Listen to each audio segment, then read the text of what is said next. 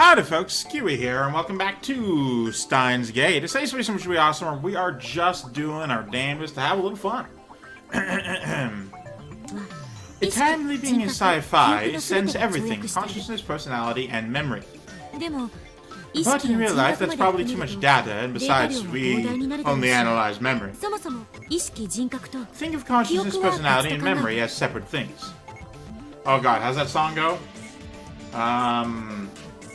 It's All My Best Friends Are Metalheads, but I'm trying to think of the lyrics for it.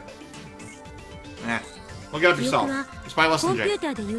Memories are like the video data stored on your computer. And consciousness and personality are like the OS. But videos can take out more space than the OS. Way more space. It's just an example. For starters, it's still not clear where personality and consciousness are located, or how they are constructed. I'm fairly certain personality is based on a combination of, like, past experiences, aka memory, and, like, just the way people sort of interact with you. There's a lot of parts of your brain that, you know, build a personality. It's not a specific thing you can, you know, internalize, or not internalize, fuck, I'm real bad with words today. Analyze. That's not the word I was going for, but it's close enough. So we can't convert them into data, or at least I can't. So we can only send memories. Where does that leave us? Your memories aren't the only thing that define you. Even if you send your memories to the past, it will be the receiving user's consciousness and personality that process them. So in Mandor's terms, I don't know what that is, it's like copying data from a Vista computer to an M95 computer. A Windows. Mindors. Fuck off. The most widely used operating system in the world. I don't know. I mean, Mac may be more popular, hard to say. I was gonna say Linux as an example, but Linux is, like, considered preferable, but not better, or not more widespread. I guess Windows would be more popular. I didn't know they had such a wide-reaching, reach.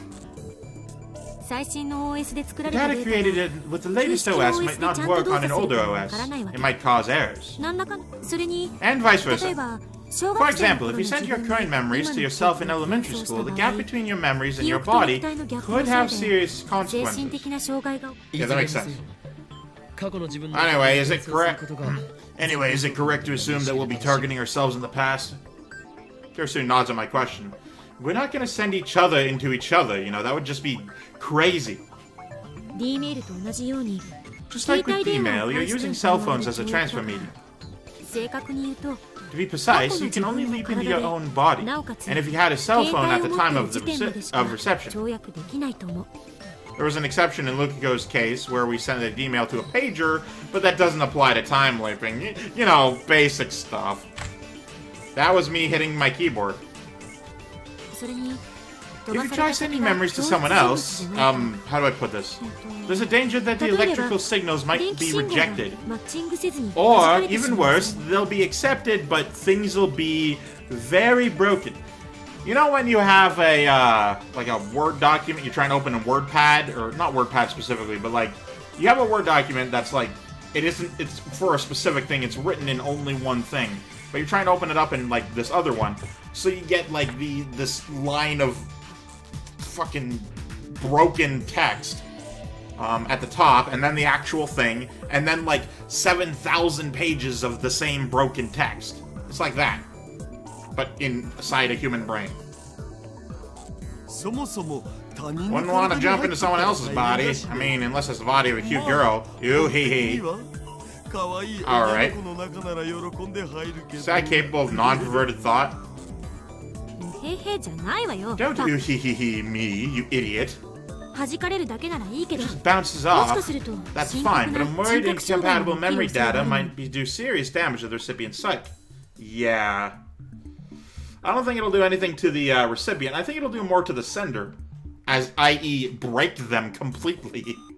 I don't know what might happen. No one's done it before, after all. That makes us pioneers. I like it. I like it. A lot. There are two things I do know. One, you definitely cannot go back before you were born. And two, you won't exist in two places at once. Ooh, past self goes bye-bye. Well, previous self. That means you don't have to worry about causing a paradox. You can't kill your parents before you were born. So the phones act like black and white holes. Seems like a strange coincidence that cell phones would be the medium of time travel, but really, could it have been anything else? These days, people wear their phones like a second skin. No other medium could reliably deliver the memories to their intended target. The more I think about it, the more I realize that this was meant to be.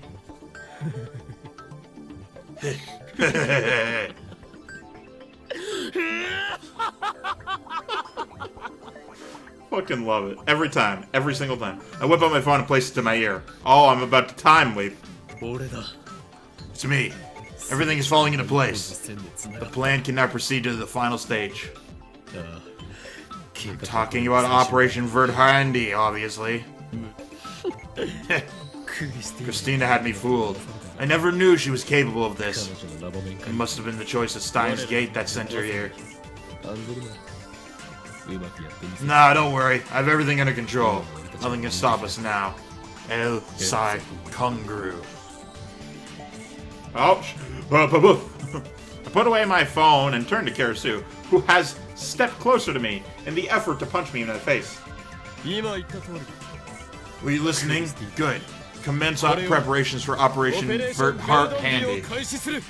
It should be Vert Hardy. It's way easier to pronounce. First, explain what that is. You say first off. We're going to build your time leap machine, Christina. And you better not say it can't be done. Not after showing me the way. Well, this is Akihabara. I should be able to find the parts I need. Yeah, because it's a tech place now. That's pretty funny. Then it's decided. I'm placing you in charge of this operation. Whatever you need, ask, and it shall be yours. Yeah, that's a thing, right? Like, the writers for this, let's go a little meta for a second. The writers for this game, and eventually the anime, but, you know, this is the source material, so the game, they wanted everything to have a purpose, a reason. So the whole Ferris-chan changing Akihabara to be from Moe culture, which I know is the real-life version, to, like, tech computer culture, which I didn't know was a thing, but there you go. That has a purpose in that now they can build the thing. If they didn't do that, they wouldn't be able to do this now. So that's interesting. Don't know where Lukiko being a girl fits in. Might have just been for the abuse thing that happened, but you know, that's fine. Together we shall complete the first time leap machine in human history. Gersu nods. Her eyes are shining with a fierce, hungry light. Take your word for it. They just look like fucking open doors at the end of a dark hallway. As I thought, she's a scientist to the core. Tick, tick, tick, tick. Damn it. Mayuri and Daru go home, leaving me with Kirasu. See, they trust me not to do anything perverted because I don't have a sex drive. I'm just a crazy man. She's sitting in the development room chair, endlessly twirling a pen in her fingers. What are you doing? Thinking about the time leap machine. I know we can make it, but I'm wondering what will happen if we actually use it. She hasn't even started working on the machine. She's already worried about what comes afterwards. Yeah, that's usually how that works. So, yeah. Like, that might have sounded like sarcasm. It wasn't. That was genuine. That takes confidence. Alright. Are all geniuses like this? Oh, sorry, I read that sentence wrong. But you know what? I'm committing. What will happen when we use it? I doubt we can find an answer to that question, not without testing it live. No, I'm fairly certain you can run simulations or, like people can figure stuff out without doing it, you know. Kirasu knows that. What she's really wondering is whether it's worth the risk. That's why I avoid arguing with her. You're thinking too hard. Finish the machine, then worry about it. No, don't Jeff Goldblum this. You wanna think things through before you do them. Don't just do something because you can. You sound pompous. Sigh sound. Karasu groans and flops down on the desk. Strange to see her like this. She's usually so cool and collected and angry at me. But maybe that's just an act, and this is who she really is. Or maybe people are dynamic, you know, having multiple traces of their personality, deep layers, stuff like that. Hey, Okabe. Can I talk to you about something completely unrelated? Rather talk about something related. You told me before that I could ask you anything, remember? I did. I'm gonna go with probably. Also, we're getting into some heavy-handed stuff, presumably. I don't remember that. Oh, no. I think my father hates me. She sighs sadly. Ah, so that's what she wants to talk about. Conundrum. This isn't like before when she was merely an advisor. The timely project depends on Karasu to succeed. It is clear, however, that she will be unable to focus as long as these petty concerns distract her. In that case, it falls to me, the great Hououin Kyouma, to solve her problem once and for all. Only then can she devote herself fully to the future of this lab. Not my success, but the lab's success. This is not about me. Very well, speak. You really are pompous. I assume it was your father on the phone the other day. I am speaking, of course, of when I found Karasu inside the lab crying into her phone. Also assuming that still happened in this timeline. Or whatever. Mood was delicate. Yeah. I don't remember the last time he had a kind word for me. Ooh, I have friends like this. Well, not like, but like who have parents who don't act like they like them. You know, in my opinion, I'm gonna go off on a bit of a rant here. So, in my opinion, the key to being a successful parent is two things. First is patience. Your kids are gonna do a lot of things you hate. They're gonna do a lot of things. They're gonna have a lot of energy that you don't. You must have patience. Okay, three things, including the energy. You need to support them, and you need to, like, go with them all the time. You need to do things for them. You need to be, like, above and beyond type of person to be a good parent. The second thing is love. You need to not only act, but show and say that you love your kids, like, regularly. You need to give them positive reinforcements. You need to do a lot of things that just maybe not entirely accurate, but show them that they have a good, safe place to be. My mom did both those things, and she was a single parent, raising two kids. She drove an hour and a half to work every single day, so that was 3 hours to just travel, so she could go to work every single day until we moved to the city. And me and my sister, like, had a lot of time without her, but she was still there for us, which, you know, there's a lot of memories of my mom being there, despite the fact that she worked all the time. And it was, you know, it's... and she slept a lot because she was tired because she had to drive to work. And it's just a thing. You gotta be there for your kids. You gotta show them love and you gotta show them patience. And that's how you become a good parent. Even when we were living together, before I went to America, he acted like I wasn't there. We're supposed to be family, aren't we? I mean, supposed to be, yes. Actually, hard to say. I'm not gonna intrude, but I do know quite a few family situations where the parent, the older one, shall we say, is not good. You don't consider them family because they don't consider you family. Or at least they don't act like it anyway. Your real family is the people who support you and love you regardless of what. And you? How did you treat your father? I was Daddy's little girl growing up. He practically had to drag me away from him. Yeah, fair enough, fair enough. She smiles, but in her smile I see a hint of self-mockery. Mockery? My father's a physicist. Even as a child, I loved to hear him talk about science. I couldn't understand a word of it, but I always begged him to explain.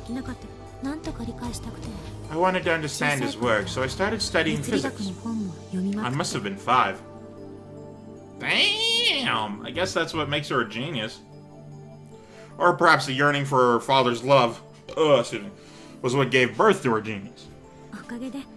Thanks for that. Thanks to that, I always got perfect grades in math. I ignored all the other subjects though, so my grades were a little skewed.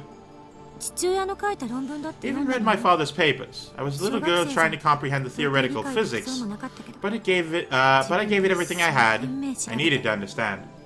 By 6th grade, I learned enough that I could discuss my father's theories with him. I was so happy that I could talk to my father on his level, you know? We used to argue all night long. And then I started winning those arguments. All of them. Yeah, I can definitely see how that would make him hate you. Alright.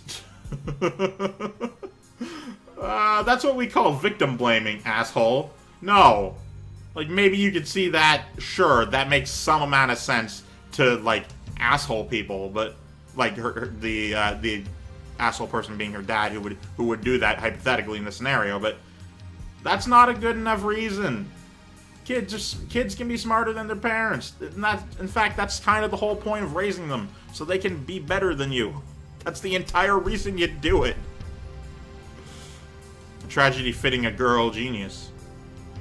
What kind of scientist loses to a grade school girl anyway? Seriously. Okay. Fuck you, Okabe. You're worse than fucking what's-his-name from ReZero. Subaru.